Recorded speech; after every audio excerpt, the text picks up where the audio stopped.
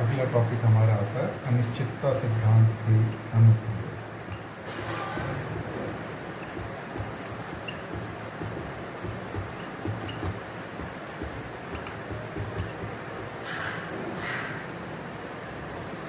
अनिश्चितता सिद्धांत क्या है? देखिए, इसमें जो सबसे इम्पॉर्टेंट आता है कि electron can not reside in the nucleus. Electron नाभिक में नहीं हो सकता। कोई मॉडल यदि ये सजेस्ट भी कर दे कि इलेक्ट्रॉन नाभिक में हो सकता है, इलेक्ट्रॉन नाभिक में होते हैं, तो भी अनसर्टेनिटी प्रिंसिपल ये सिद्ध करता है कि इलेक्ट्रॉन नाभिक में नहीं हो सकता। देखिए, हमारे को ये पता है कि जो नाभिक की त्रिज्या है ये लगभग 5 फर्मी के ऑर्डर की है, यानी 5 × 10⁻⁻15 मीटर। तो यदि हमारे नाभिक में हम सेंटर से खोजें तो मैक्सिमम जो अनसर्टेनिटी होगी that will be of the order of the radius.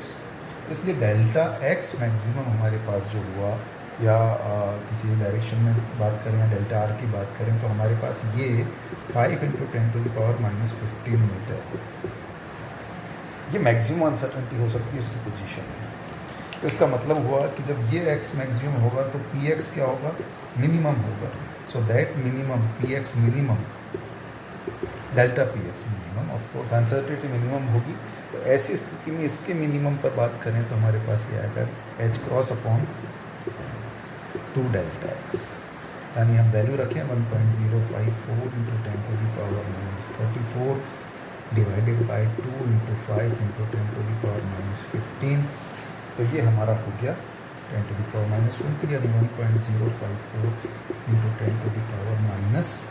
10⁻20 kilogram metre per second.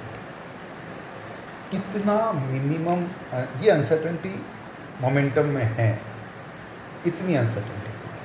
तो अनसर्टेनिटी यदि इतनी है तो मोमेंटम इससे ज़्यादा ही होना चाहिए। यदि हम मैक्सिमम अनसर्टेनिटी पे मान लें, जैसा पोजीशन में माना, तो भी हमारा जो संवेग है वो कम से कम उसकी मिनिमम जो अनिश्चितता है उसके बराबर होना ही होना चाहिए। यानी कि हम पी एक्स का जो मिनिमम मान लें संवेग का, it should be of the order of 10⁻⁻20 kilogram metre per second, ये होना चाहिए। अब यदि हमारे पास इतना संवेग है तो इलेक्ट्रॉन की ऊर्जा कितनी होगी minimum? This is minimum momentum. So energy हमारे को मालूम है कि रिलेटिविस्टिक की हम बात करते हैं तो मिनिमम एनर्जी हमारे पास आएगा under root P minimum square c² plus m0² c4। और यदि m0c² की तुलना में ये बहुत ज़्यादा है तो हम उसको नेगलेक्ट कर सकते हैं, यानी हम लिख सकते हैं E is approximately equal to PC। या मिनिमम की बात करें तो E minimum equal to P minimum into C। ये हम निकालें 1.054 × 10⁻20 इंटू 3 × 10⁸ ये किस में आएगा? जूल में।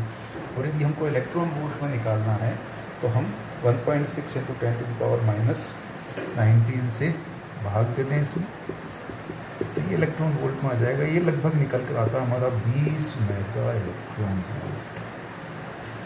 यानी यदि नाभिक में इलेक्ट्रॉन है तो उसकी मिनिमम जो ऊर्जा होनी चाहिए वो 20 मेगा इलेक्ट्रॉन वोल्ट होनी चाहिए। लेकिन हमारे पास जो बीटा पार्टिकल निकलते हैं, उन बीटा पार्टिकल्स की एनर्जी कभी भी 2-3 मेगा इलेक्ट्रॉन वोल्ट से ज़्यादा नहीं आती।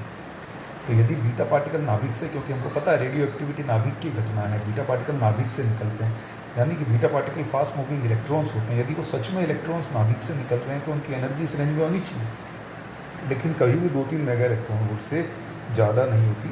इसका मतलब हम ये निष्कर्ष निकाल सकते हैं कि स्वतंत्र रूप से कोई और घटना से वहाँ पर बीटा पार्टिकल निकलते होंगे, जो हम जानते हैं कि वास्तव में एक न्यूट्रॉन प्रोटॉन और इलेक्ट्रॉन में कन्वर्ट होता है, और इलेक्ट्रॉन हमारे पास निकलता है, एक न्यूट्रॉन कम होता है, एक प्रोटॉन बढ़ता है। लेकिन ये तो हम जानते हैं, लेकिन अभी यहाँ की घटना से पता चल रहा है, यहाँ के इस पूरे डिस्कशन से पता चल रहा है कि स्वतंत्र रूप से यदि इलेक्ट्रॉन होगा तो 20 मेगा इलेक्ट्रॉन वोल्ट की एनर्जी लगभग निकलनी चाहिए थी, लेकिन वो नहीं आती है। हमारे पास उसका 10वां हिस्सा केवल अपेक्षित होता है। इसका मतलब है स्वतंत्र रूप से नाभिक में इलेक्ट्रॉन नहीं हो सकते हैं।